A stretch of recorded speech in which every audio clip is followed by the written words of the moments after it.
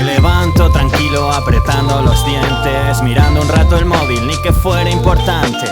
Pero vivo enganchado, no lo quiero diferente. Me pongo en pie y ya me suda la frente. Me tiro un café por la cara medio rancio. Helado por la casa, está muy cara la calefacción. Arranco mi moto, suelto el puño, ya me ansio.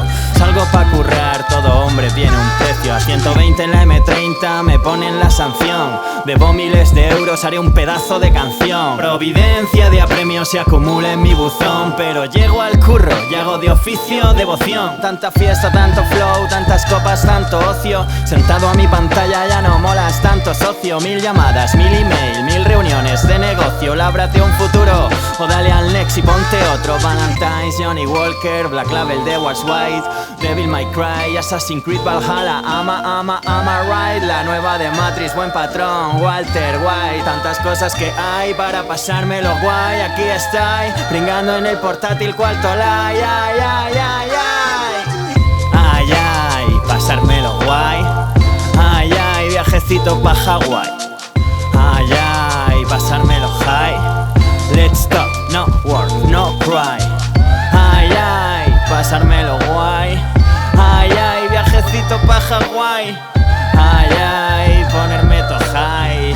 Let's break, no work, no cry. Vacaciones pagadas, Las Palmas o Praga. El aire, el Ryan, la chancla, la Ray-Ban. El diablo las carga, las almas, el karma. Mi cara a la playa, mi cuerpo a la sauna. Me voy, siempre me vado. Me imagino 1000 vidas, pero aquí me he quedado. Que no me quejo, que me lo he currado. Pero oye viejo, hablo de horas el faro.